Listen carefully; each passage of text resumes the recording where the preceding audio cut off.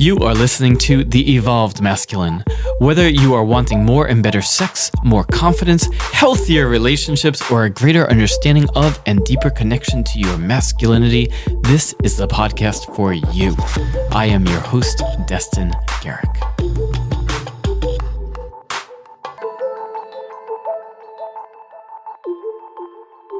Welcome, everyone. This is Destin Garrick, and you are watching and listening to the Evolved Masculine podcast.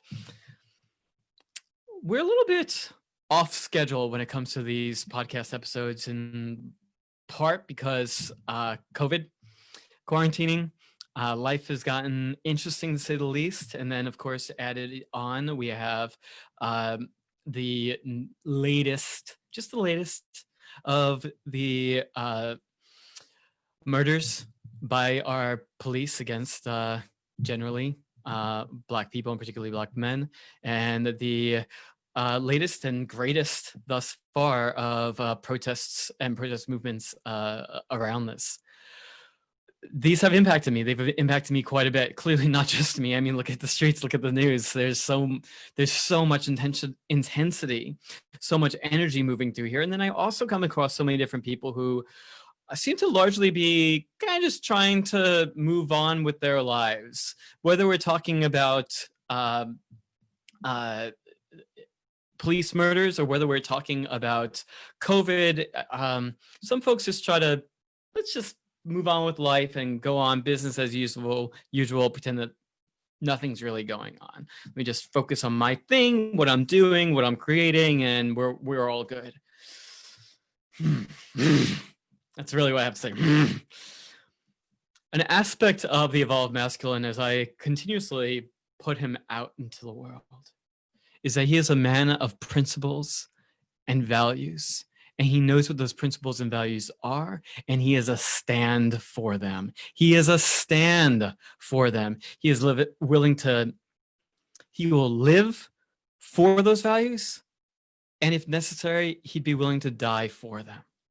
And here we are. We have so much going on. We have a movement in front of us of the intensity of which I don't know if we've seen in my lifetime. There's a real opportunity for real change occurring in real time. What are you doing? Are you engaged? Are you active? Are you in the streets, communicating with others, using social media, engaged with your Congress people, creating in the world, using your voice, confronting people in your midst who you previously would have just let it go? What are you doing in the midst of this moment? How are you engaging with the intensity of it all? What does it bring up for you on an emotional level? And what is the opportunity here for you and within you as you are in your own journey of really stepping into the person, for many of you, the man that you're here to be in the world? So, as I hold these questions for you, of course, first and foremost, I've been holding these questions for myself. Today, I've brought on as my guest, Sanyika The Firestarter Street. And I've been getting to know Sanyika over the past, I don't know now, probably 5-ish years. Just piece by piece, and very much appreciating his voice, and particularly things that I have seen him sharing and using his voice around, I thought would be particularly valuable for you, for my audience here. And let me share a little bit of the background of who he is, bio-wise, and then we'll bring him on. You get to see and feel and experience who he is. As it starts with his bio, Sanyika The Firestarter Street is a powerhouse. I think you'll get that. He lights the fire in you so you can light up the world. So good. Sounds good so far. He teaches people how to stop negotiating with themselves, to pick one path and go all in via his high performance coaching program, the All In Method. It's about living in the black and white, no gray. As high powered storyteller and speaker, Sanyika has spoken word storytelling as an uses spoken word storytelling as an innovative method to tell stories for some of the biggest brands in the world. He's worked with Sony PlayStation, Fox Network, U.S. Department of Defense. I want to ask you about that one. Universal Music Group and Inc. Global. And then, of course, also find him on Instagram, at Firestarter Live. So I'm sure that that is just the beginning of who you actually are and what you bring to the table, Sanyika. Sanyika, welcome. Welcome to the show. Thank you for having me, brother. I appreciate the introduction. You need to be the new publicist. That was great. That was great. I love it. I love it. Thank you, man. I'm excited to be here. I really am, man. I'm really excited to be here. I'm really excited to talk about being an evolved man and about masculine energy, even for the women who may be listening. As it speaks to really, again, the title is really succinct: picking a side and taking a stand. So we can dig in. Let's do it. Yeah, let's go. Let's just dig right in. Let's take a stand. So first of all, you've had this focal point since before the past month or so. Why, to begin with, why have your thing being no black and white, forget the grays and take a stand? How did that come to be for you?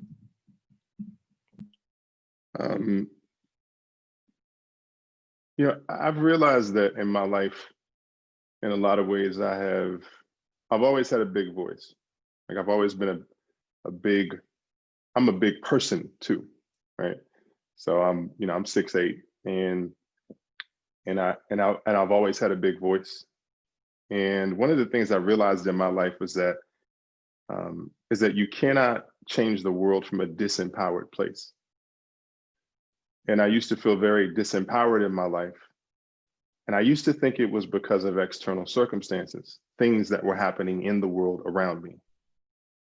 And then I realized that to transform the world outside of you, you have to transform the world inside of you. And I realized that there were a lot of areas in my life where I was very murky, right? The water was dirty. It wasn't clear, decisive, succinct, direct, where I was not.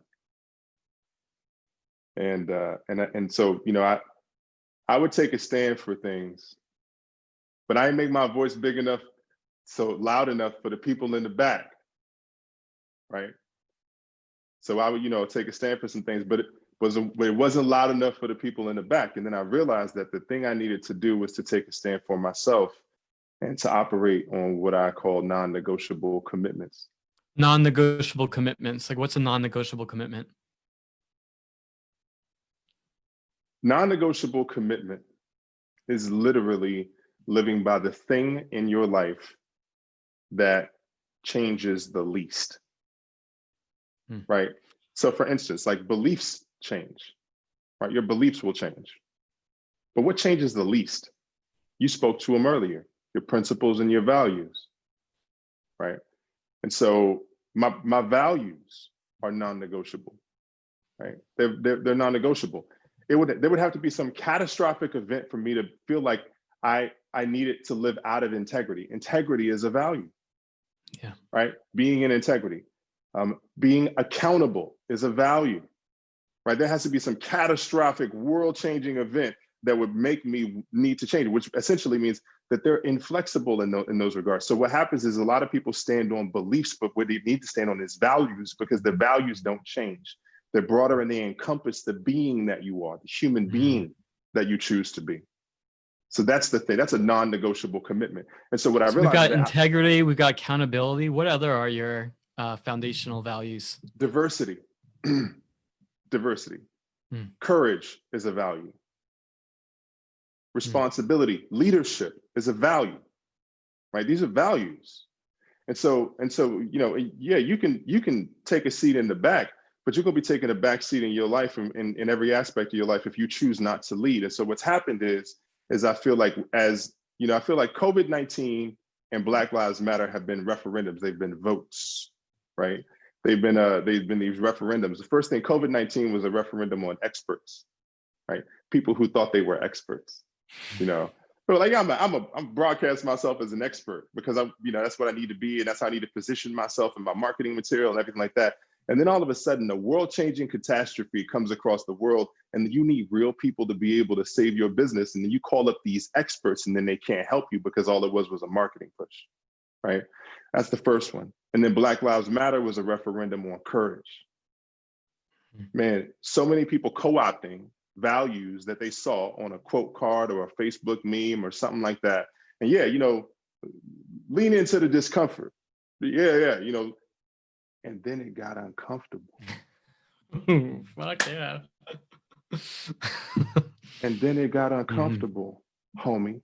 Oh, I need to lean into the discomfort, but not that discomfort, because that discomfort isn't the kind of discomfort I want to be. I need to be more comfortable in that discomfort and then especially for coaches and leaders and like, you're telling me that that in this moment, what happened is that you had an opportunity to speak up on behalf of a movement that speaks to a core value, principle, diversity, equality, freedom, justice. That's what Black Lives Matter is about.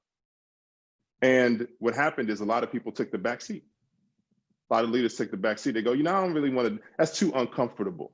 That's too discomforting to me. Or worse, to me it's worse anyway, is the fear of, well, how is this going to affect my business? Right. If I speak up on this political thing, I might turn off some of my audience. Right. And I'm sorry, but that fucking pisses me off. Yeah, it really does. It really indicates to me, like, what is this really about for you? Why are you really doing this? And what does this mean to you? Yeah. Well, there's I love that, dude. I love that, because a lot of people take values and, I got to figure out my values and my vision and my mission, and they take it as a business exercise, but they ain't ready to die for shit. They ain't ready to actually sacrifice nothing because they don't want to have to give anything up, right? They don't want to have to give anything up because, I'd rather be in this comfortable position with all these people who can, embrace me and give me likes and all that other kind of stuff, but I don't really want to have to sacrifice anything. And here's the thing. The reason that they don't stand up for shit is because they don't stand up for themselves. Say more about that. Let's really pick that apart. So I put out a video the other day you said it's about, I need to speak up. And so before I can ask other people to speak up, I need to see where I'm at in this, see my own reflection before I ask other people to clean up their house. You spoke about that in the introduction. Mm-hmm. And a lot of people, they don't look at them. They don't want to see their own reflection. They don't want to see their own shit. And so as a result of not wanting to see your own stuff, what happens is they go, I'm not standing up for racism or for Black Lives Matter. And they think that it's about Black Lives Matter. But what's happening is that they're not making the money they want to make in their business, and they don't know why. Their partner or their significant other is pushing them over, and they don't know why. Right? They have these people in their universes that are saying things that are out of integrity, and they're like, I'm trying to figure out why I'm having all of these issues with all these different people, and I just don't know why. You can't. They're not going to stand up for Black people because they don't stand up for themselves. Why the hell would they stand up for me and for anybody else that look like me, darker, lighter, whatever like that? Of course they wouldn't, because they don't stand up for themselves. So they're getting pushovers in their relationship.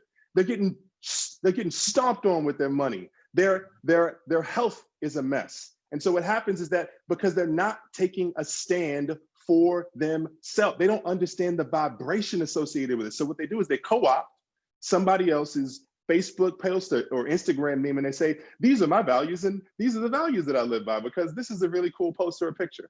But they're just getting it because somebody else gave it to them. I think that in those circumstances, it's like these are the, maybe it's just my optimist, but I think that these are the values I want to hold. I strive, I aspire to, but currently I lack the courage. And so they put it out with the hopes of being perceived that way in which they have not yet attained within. But also I like to think that it's a desire to, fake it till they make it, so to speak. Maybe if I sort of do these things, I'll start to feel more of this way. Right. So how does one find courage? How do you see one find? How do you go from this is the person that I'd like to be to this is the person that I've become? Are you asking me? I mean, I work with this shit every day. Right. So, I mean, a big part of the manner in which I work with folks around is first, let's crystallize the vision of who that person is that you want to be. Mhm. And I believe that craving, that desire is there because like it exists within you and it's yearning to come into full expression. So first let's get clear on who she, they are. And then what is it like? I mean, I've got a variety of tools to work with, but what is it like to just kind of try it on for a day, a moment, an interaction? Try it on as if you were this person. Engage, like take that courageous step. Speak up where you wouldn't have. Pick one particular, maybe mini action or behavior or way of being, and do that which you don't normally do, and see how it feels in your body. Mm-hmm. Absolutely. I'm in full agreement with you. The way that I would phrase it is step into the fire. Step into it. Fire starter? That's it. I mean, like, look, like if I'm going, like, especially for men, when we talk about things like rites of passage, right? A lot of people are like, oh, well, you know, I have this person that I want to be, and then if I read enough books and I figure this out, then I can become this person that I want to be. But you have to put yourself in the ring, literally. And so what people are doing, I'll give you the perfect example. So courage, right? You're talking about courage. People are going, you know what? I don't really want to wade into this conversation because, you know, I don't want to say the wrong thing. Right. That's a big one for a lot of folks. Yeah. Huge. Yeah. I don't want to say the wrong thing. So then we'll go, well, why don't you want to say the wrong thing?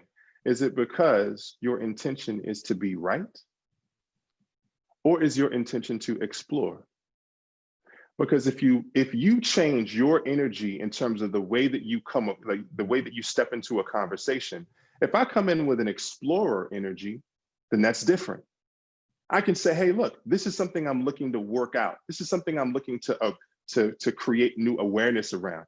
I'm not exactly sure about these things. Hey, help me gain some clarity on these things. But what happens is a lot of people are in the space of righteousness, so they don't want to be wrong.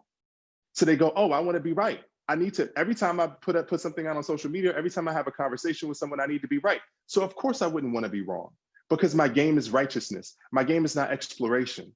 But if I'm looking to explore a topic, what does Black Lives Matter mean? Why is it resonant with people, right? Like asking these questions, the superhuman quality that people forget about is curiosity. Sure. Just be curious. But your need to be right all the freaking time is preventing you from even including yourself in the conversation because I don't want to be wrong. Because everything I do, it needs to be right. And that's playing off over and over in your life. That's the reason that the reflection is happening in your money and your relationship and your health. It's the exact same thing. You don't want to explore, you just want to be right. And that's why people are afraid to be wrong. So it's a very interesting angle at which you're looking at this. On one hand, I agree with everything that you're saying. I think it makes a lot of sense. And then there are these other elements. So Jennifer Winfield in the comments here brought something in that I think, I tend to agree with. She said that I believe you have to build shame resilience, and that takes time. Arnie Mindell has a book called Sitting in the Fire. We're talking about micro ego deaths here. So I'm going to put it in a slightly different way that Sure. there's the internal and then there's the external. That we're also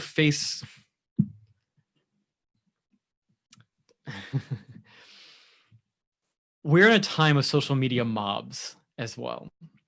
And if you're looking for proof for why you should be hesitant, there's plenty of things that you can point to for Sure. reasons why you should be hesitant. You can find, chances are, somebody who's quote said the same wrong thing, and next thing you know, got piled on from all the people on their social media feed, ripping them a new asshole. And so there's this aspect of ways in which I would like to see us be able to hold one another more through our growth journeys as well. That I think that going in with humility friggin' helps so much. And quite honestly, when it comes to things like Black Lives Matter, I particularly think white people should be coming in with some major friggin' humility, myself included. But and at the same time, it's like, how do we hold one another? Because I usually address this in regards to men-women stuff. I'm expanding that conversation to this conversation that clearly connects so much and is so needed right now as well. That is there a way that we can hold each other with greater compassion and empathy as we grow and understand more deeply? And I know it's just recently, a couple weeks ago, I was on a group call, and we did like breakout groups. And one of the people in my breakout groups said some things in regards to Black Lives Matter that was ignorant. We'll just say that it was ignorant. Sure. And it was an all lives matter type of a response, put simply. Okay.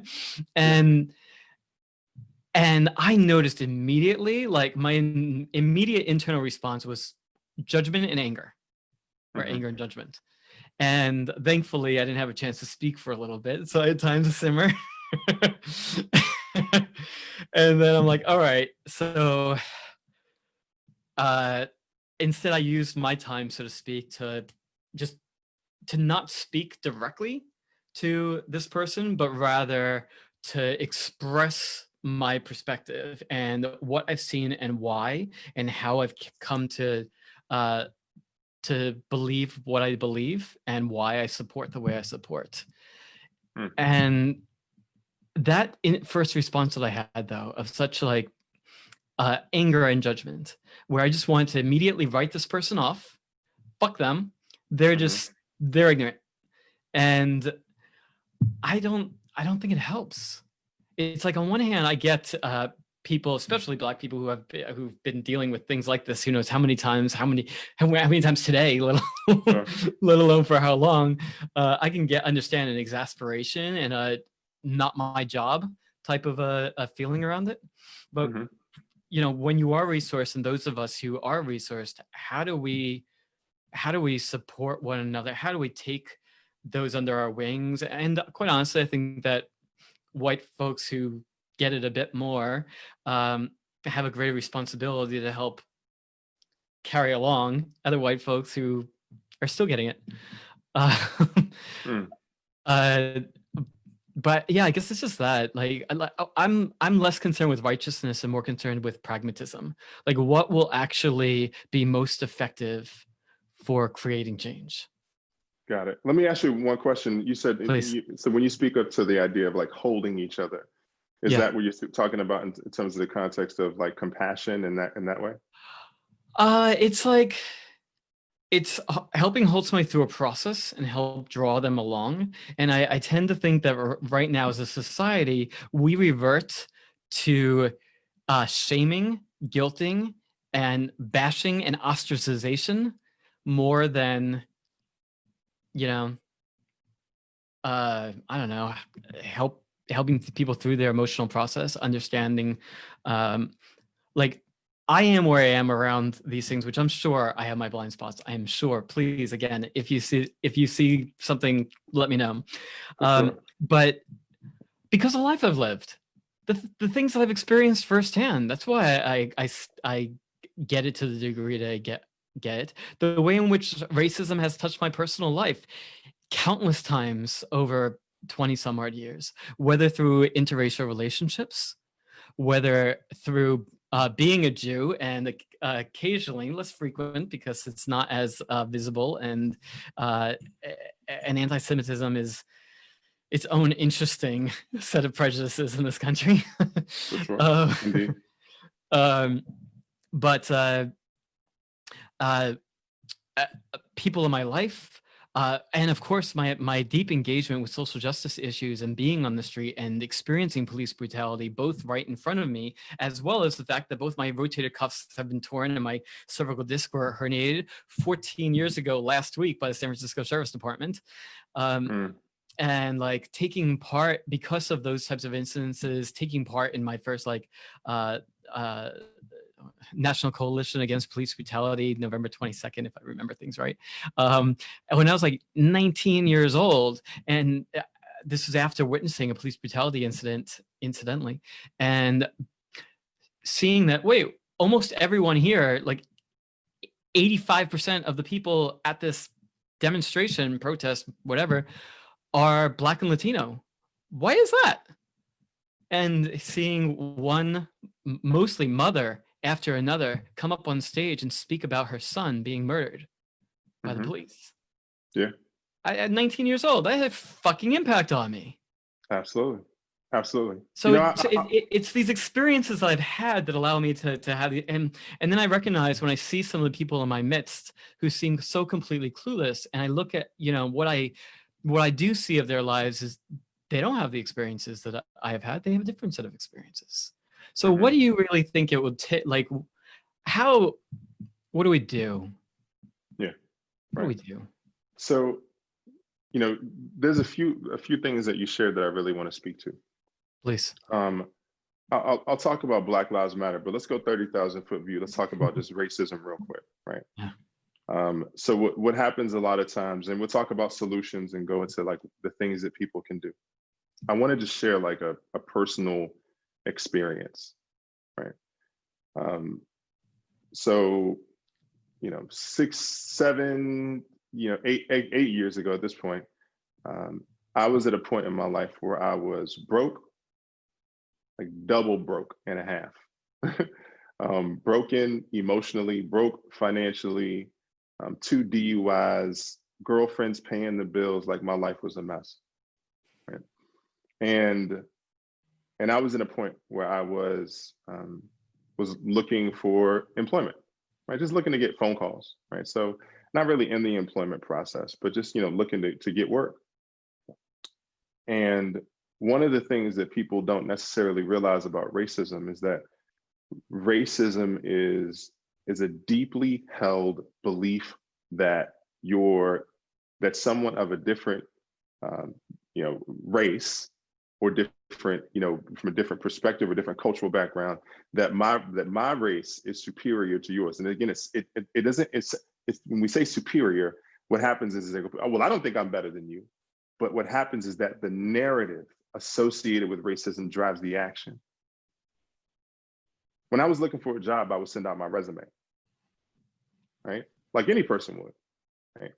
And what most people don't understand is that when people see Sanyika at the top of a resume, that what that does is that I'm going through this period of my life, looking to get my life back in order, working through, and I see Sanyika at the top of a resume, and they go, Sanyika, oh yeah, I'm not really trying to hire that chick. She probably from the hood. That happens in conversations. And then people go, well, how can you prove it if you didn't know, that you didn't get phone calls or anything like that? How can you prove it? There have been studies that show when you have an ethnic sounding name as opposed to a traditionally white sounding name at the top of a resume, 50%, you're 50% more likely to get phone calls back as a result. Right? And so what happens is that racism enters the conversation from that perspective, and it goes, oh, Sanyika, right? That African or whatever sounding name. You know, the idea is that that name becomes this representation to some people of a narrative that they have in their heads about who I am as a person. That happens, and listen, as a fair-skinned African American, that's a different conversation when you see me in person, because people of lighter complexion don't face the same pushback or overt racism as people who are darker than me. And imagine if I was as big as I am and darker, I would be immediately seen as a threat. Always. I mean, I'm already seen as a threat in general, but if you have a darker complexion, then all of a sudden you are immediately seen as a threat. So now my skin complexion and my name become weapons that are used against me. So now I'm looking at the way that my name is perceived in the world, and I'm looking at the way my skin complexion is looking perceived in the world. And now I'm trying to find my place. And my name is a connection to my identity, right, as a human being. So now I feel like my identity is under assault or under attack, and now my skin is weaponized against me. And so that means that when I walk through the world, I either have to walk through angry and mad and frustrated about the way that the world treats me, or I have to try to gingerly walk through because I need to make sure that people receive me a certain way, right? That is the way that a lot of people of color navigate through the world, trying to find their way in a predominantly white world, where if you are white and you are big or whatever it is, it's just you as a human. But if I'm big and I am Black, I am immediately seen as a threat. And that's the way that people are seeing. So what happens when the conversation goes into Black Lives Matter, and I'll get into the idea of the solutions, when it goes into Black Lives Matter, we're going to the conversation around Black Lives Matter, and people go, oh, well, all lives matter, right? So then that's the retort. It's like, okay, well, Black Lives Matter. Well, no, everyone's life matters. Black Lives Matter is a representation of a systemic issue that has been plaguing this country for hundreds of years, right? That is deeply woven into the fabric of our society. Black Lives Matter is saying, hey, look, we need to right this injustice that has been happening ever since the beginning of the creation of this country. And when we right the injustice for Black people, it automatically rewrites the future for every other marginalized group. Every other marginalized group.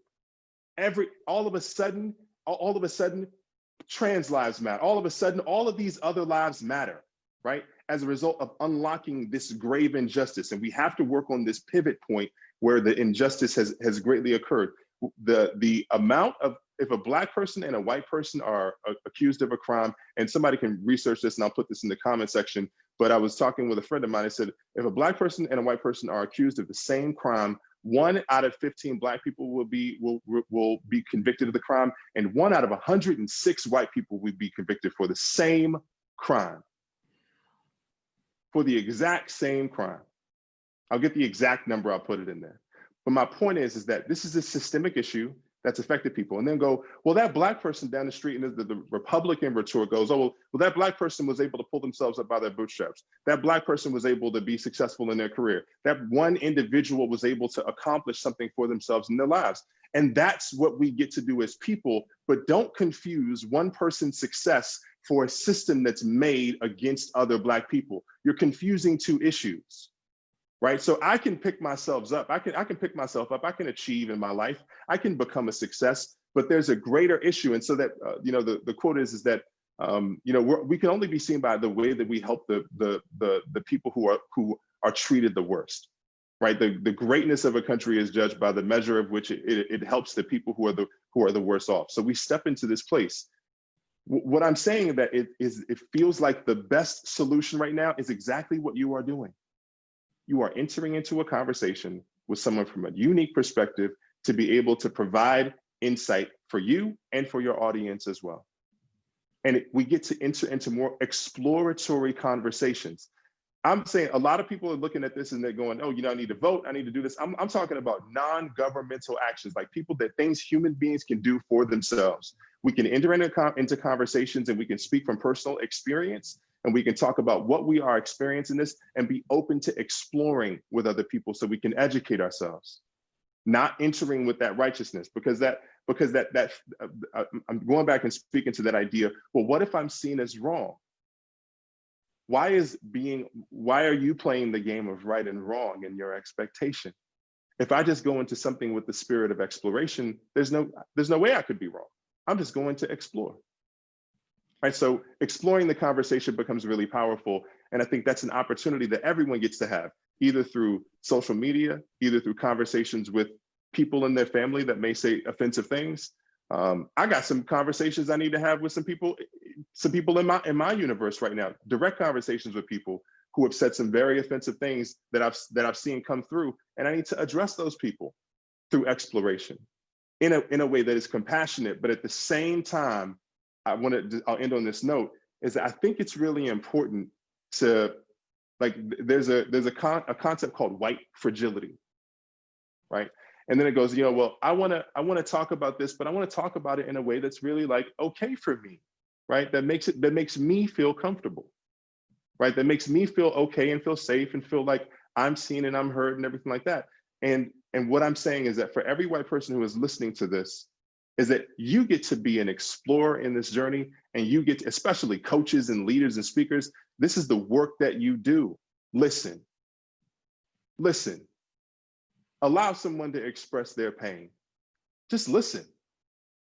Create a platform for in whatever way, shape, or form. Allow yourself to listen, and let that be the discourse that you have with individuals, because that will create the space for other solutions that you can make. And there are organizations that you can support. There are initiatives that you can rally behind. But the way that this thing is transforming, Destin, is through social media. It's literally through conversation. Like, that's literally the solution. It is literally the continuation of these types of conversations, not stepping out, not feeling like I need to be right, being an explorer, being open to conversation, and being open to listening to hear another person's perspective. I'm saying that that's the simplest thing you can do, and it's been impactful so far. Thank you, Sanyika. Thank you. I'm doing my best through our conversation to spend more time listening, as I can often with these podcast conversations get onto my soapbox, do my thing, and I'm like, that's probably not the most appropriate here. Let me put my pieces in and listen. I asked you on because I knew that you had something very valuable to say, and here you are, really presenting it. Within our society, we have two different sets of people. And again, this is very similar to what I see with like the work that I do with men and around women. Mm-hmm. You have those who are just more ignorant in the truer sense, meaning they just don't really understand. And then you have those who are actively opposed, those who are pushing back hard. And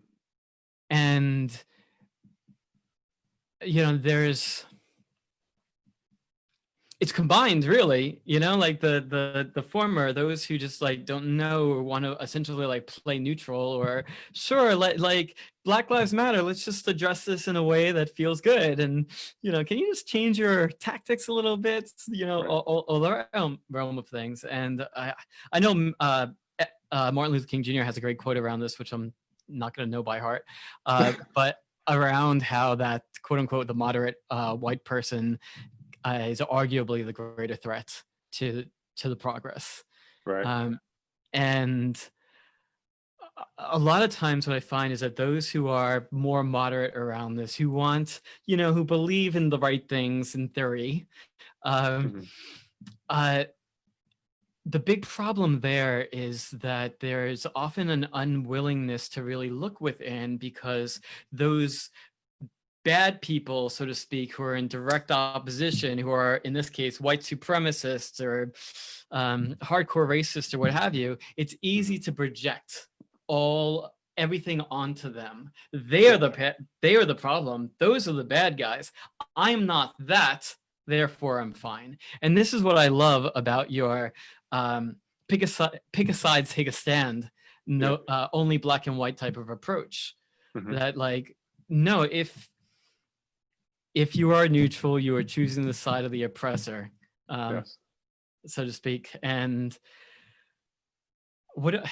I'm more, I feel like they need different tactics, how to help support those who are, more neutral, blasé, not really taking a stand in any sort, and doing this, which is really a lot of like calling you up, man. Like, this is if you've been part of this community. You're tuning in for a reason. You're in this path of, how do I be the man that I'm really here to be? Well, a core foundation of it is know what your truth is, know what you stand for, and stand for it. Yeah. Stand for it. Let me speak to this because everyone has a different approach. Please. There are going to be people who listen to this and they are immediately triggered by me. Immediately. Like, they're going to be triggered by me. They're going to be like, I don't like that guy. He talks too loud. He's too, whatever. That's the way that he moves. And I'm literally looking in the camera saying, I'm not going to hold your hand. I'm not holding your hand. This is tough love. I don't give a shit about your fucking fragility. I don't give a shit. I don't give a shit that you want it nice. I don't give a shit. And that's the stand. That's the stand. I don't give a shit if you don't like it. I don't give a shit if you're pissed. I don't give a shit if you want it in fucking roses and flowers. I don't give a shit if you want me to say love is the end. I don't give a shit. Somebody else will do that. I'm not the one. Find somebody else. Find them. There's many of them out there. There's tons of people with different perspectives. I'm letting you know that I'm not gonna hold your hand in this. I will call you forward with love. I will share my personal experience. I will share my heart in this. This is not like, without compassion, but my mama loved me. And my mama would smack me upside the head if I was out of line. My mama loved me, loves me. And she called me forward. She said, when you are a leader, there will be people who will just not like you. But it is your responsibility, Sanyika Mensa Ade Street. Those are my two given names. It is your responsibility, Sanyika Mensa Ade Street. And whenever your mother said all three of your names or all four of your names, it was something that you needed to step into, is that whenever you needed to step up, is that she said, you better step up because it's the stand that you are taking in your life. Destin, I don't have time for people who don't want to come through in the way that the communication. There's 7.7 billion people in the world. Everyone has a different frequency and vibration. This conversation is about tough love. There is love and it's tough. I'm saying if you post and lean into the discomfort, then lean in. I'm saying if you're posting about courage is on the other side of fear, be courageous.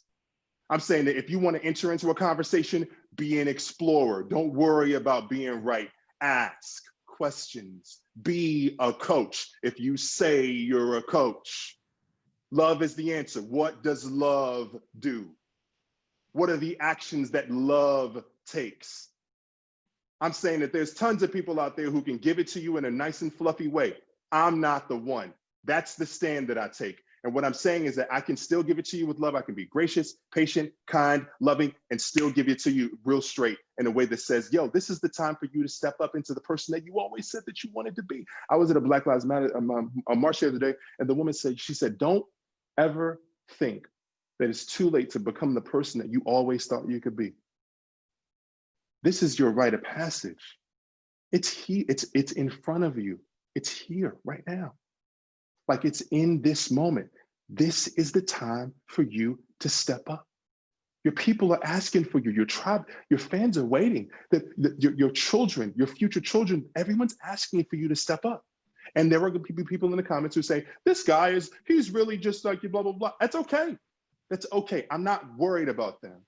All I'm doing is taking my stand, and I'm open to exploring ways of being that help to amplify what it is that I'm taking a stand for. But right now, the most important thing that we get to do is take a stand and be explorers in this process so that we can rally together, if that is your intention. I love it. Thank you. Thank you for bringing the fire. It's needed. It's appreciates an energy that I was hoping that I'd see from you today. That's so when you are saying to do it, to lean into the discomfort, and I'm hearing a lot of like, have the conversations, Yeah, and for sure. that, don't get me wrong, I think that that's really fantastic and quite arguably the foundational piece. But I'm curious, like, what more? I think a lot of people are wondering, like, what more can we actually do? So when you say, I want to be clear on the request. So what more can we do in what way to support are we talking about in a on a broader scale, like specifically for the movement? How can we rally around the idea of ending police brutality? I'm just trying to get more granular Yeah, so I I can mean, you answer know, it effectively. as you said, the police brutality is a piece, clearly a freaking big piece, but a Mhm. piece within a larger institutionalized racism in this country, Sure. and the wide variety of ways in which uh, all people of color, but Black people, Indigenous folks, probably the most, um, Black, brown, indigenous, yeah, right. have to deal with on a daily basis. You know, like um, my my daughter is, yeah, half white Jewish and half Japanese, and uh, I want my children to I want my children to grow up in a just and equitable world. And I'm going to Mhm. do everything I can with my life to help make that so. That's part Mhm. of like what I stand for and how I choose to move through life. Yeah. And there's still always that question. Sure, I'll just make it personal. Like there's still always that question of, okay, what else? Like like I you and I spoke about this a little bit leading into doing this call together. I Mhm. think people can feel very powerless. I know that I can feel powerless. That again, I've been aware of these things for over 20 years, and they were going on long before I became aware of them 20 years ago. And the fear is they're going to be going on another 20 years from now. And like, what can we really do in the face of such massive institutionalized uh, power to be an active part of changing things? Yeah. I really appreciate this part. You are familiar with the framework Be Do Have, correct? I believe so, but please go ahead. Sure. I believe in the idea of vibrational leadership. I'd like to be specific for people that are listening. Whereas there are organizations that can be supported, I'm talking about a very specific thing that I believe that people can do. Very specific. And so from a vibrational standpoint, the question goes, okay, well, what do I do? What do I do? Before we choose what to do, we have to choose who we want to be. Before we choose what to do, we have to choose what we want to be. Going straight into the do, what I do, right, is what happens when you don't. Like if I choose who I choose to be, you did this, dude, before you got into the damn call, you took a breath. You breathe, you inhaled life. That is the essence of life. You decided in this moment that you said, I need to get grounded. And what that being does is it allows us to get grounded. I'm saying that let other people give you NAACP and Black Lives Matter or as an organization or movement. I'm talking about what you can do as a human being, because the majority of people, Dustin, whereas they can make contributions and donations, I'm talking specifically about what we can do as human beings right now. Is that the very first thing is we can choose who to be. You can identify your values personally as it relates to you as a person. And the second thing that you can do, the most powerful thing that you can do is tell people where you stand. It's vibrational. Have you ever heard of something called the butterfly effect? Sure. The butterfly effect. The butterfly effect is a theory that states that when a butterfly flaps its wings, let's say in LA, that the vibration and the wind from a butterfly's wings, potentially through a series of events, could end up as a tornado 3,000 miles away. We must have faith that our actions lead to a greater impact. And guess what? There are people working on this from different ways. So one person listening to this, they can say, you know what? I believe in equality and justice. I'm going to take a stand. And that person may choose to take a stand and say on their Facebook page, Black Lives Matter. They may exactly choose to do that, right? And then what that does is that, because people go, but I want to change this. I want to change this. Look, there's people working on this on the assembly line, and you just need to identify where you are on the assembly line, right? One of my friends, his wife's company that just got a second, Series B or Series A round from Google, is actually the company that's going into the Minneapolis Police Department to fix the damn issue. So what do I need to do as a human being? I just need to play my role. Just play your role. Take a stand, personally, your values, and then pick a side. Say this. And so what I'm saying is that pick a side is not about politics or religion. It's about taking a stand for your values, the values that you stand for, that many people say that they stand for. Here's the opportunity for you to show them. Show your audience your vibration. Show them the leader that you say that you want to be. Show them through your heart and through your love. Like, this is the moment to do it.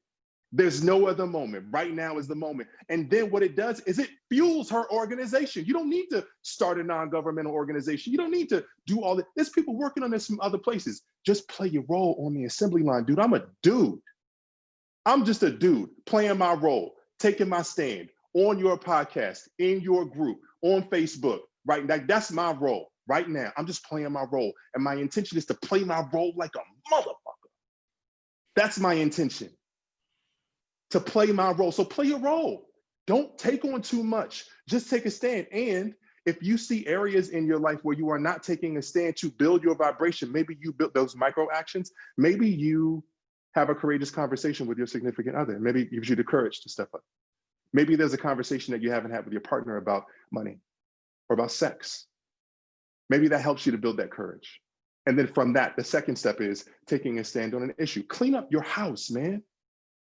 Clean up your house. I've operated, and listen, man, I am proof that I am living proof that you can have a second shot at your first dream. I am living proof. Every aspect of my life was about either conformity or living into the idea of being somebody that everybody else wanted me to be. And the bottom line is that me coming on here, having this conversation with you right now, is the transformation of who I have become to this point. And that person will continue to grow.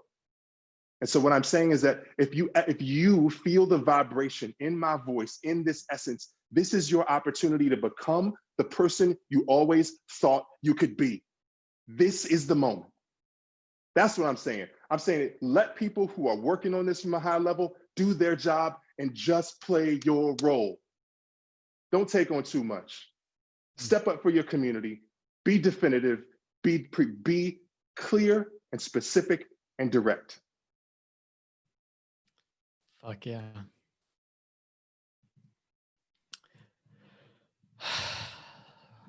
Thank you. I really took that in. Yeah, I knew that bringing you on would end up being for me just as much as for my audience. Yeah, I'm constantly seeking what more should I do? What more can I do? And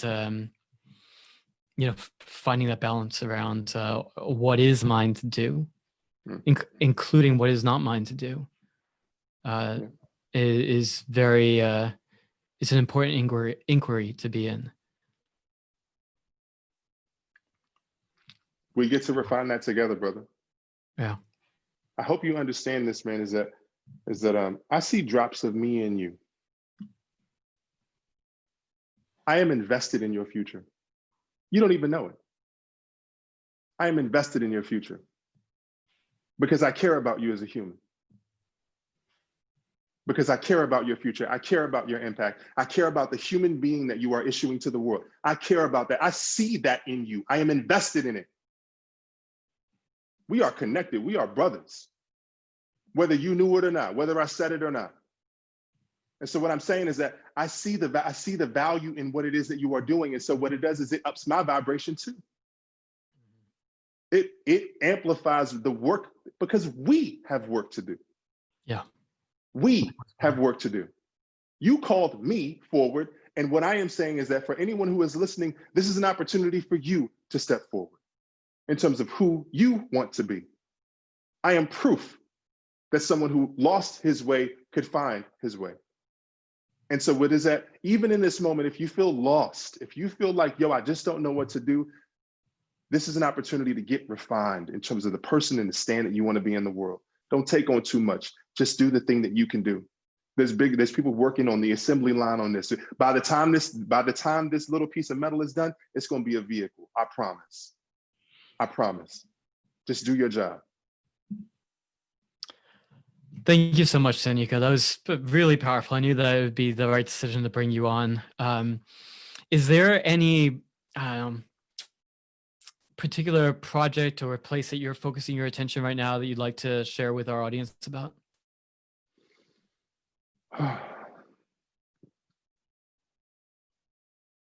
I'll offer this. Normally at the end of podcasts and stuff, I talk about programs and things that I'm doing. People can reach out to me directly at Sanyika at firestarterlive.com. But I want to say, if there was an organization that I would advocate for people to support, truly, an organization for you to support. Many people have seen the hashtag on social media. Please go to Black Lives Matter. Like, go to the actual site, blacklivesmatter.com. Like, go to the site, see it, read see the videos, read the materials, like see what they're supporting, see the initiatives that they're doing, educate yourself on this. Like, it's a hashtag, but it's actually an go to the organization, see it. And then once you embody it, feel it, digest it, then that'll allow you to be able to understand the scope of this issue and the pain that people are experiencing and the hope for the future. The hope that I went to a Black Lives Matter, I told you the other day, and I was like, the majority of the people in that awesomeness, they weren't Black. The majority. Like, it was all different types of people because they get it. They get it. They get it. And I'm really honored by the people who are listening, for the people who are stepping up for their communities, and the people who are taking a stand in terms of what it is that they want to be about. And that's what we need. We need more people who would take a stand. I put it in the comments, and I'll also add it to the show notes. Awesome. Thank you so much, Sanyika. Do you have any final parting words or message you'd like to leave people with? Yeah. I really want to honor you, man. This is like, social media works. It works. It works. Media works, right? It works. And I just want to honor you for taking a stand and having this conversation and encouraging people to do more of these conversations, do more, have more conversations, educate more people. And I'll just end on this one note, is that, living in the Black and white has nothing to do with politics or religion. It's about the person that you are choosing to be. Who are you choosing? Who are you choosing to be? If you're getting married to somebody, and you go up to the altar, and the priest or the officiant says, do you take this person to be your lawful wedded wife? You don't say maybe. You say yes, right? Make a stand for the person that you choose to be and say yes to you. You got work to do, man. We got work to do. And I'm inspired by the people I see doing the work. Yeah, likewise. And allowing the inspiration to call you into what else can you do? What else are you capable of? Who else are you capable of being? Yeah. For sure. Thank you so much, Sanyika, the Firestarter Street. Thank you for bringing the fire, really, as like the most impactful part of today for me. And it's good to call you a brother, and I look forward to continuing our connection. Absolutely, brother. All right. I'm with it. Thank you, everyone, for listening to the Evolved Masculine podcast. Tune in, check out the rest of the episodes. We have 65 plus of them at this point. Subscribe to the channel, rate, review. Believe me, those things help more than you may realize. And always really a pleasure to be on this growth and transformational journey with you. And thank you. Thank you for listening to the Evolved Masculine podcast. If you liked what you heard, please be sure to subscribe, give us a 5-star rating, and leave a comment to help other men discover this show and help the Evolved Masculine movement spread. It really does help.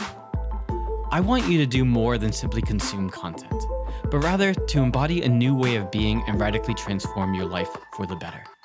Join us in the Evolved Masculine membership community, a brotherhood of men who are committed to being the best men that we can be. Crystallize a vision of your most evolved masculine self and implement the tools to take him out of the idea realm and begin embodying him now. Reprogram your sexuality and deepen your understanding of women and the feminine. Learn more and join us at evolvedmasculine.com/membership. I believe in you.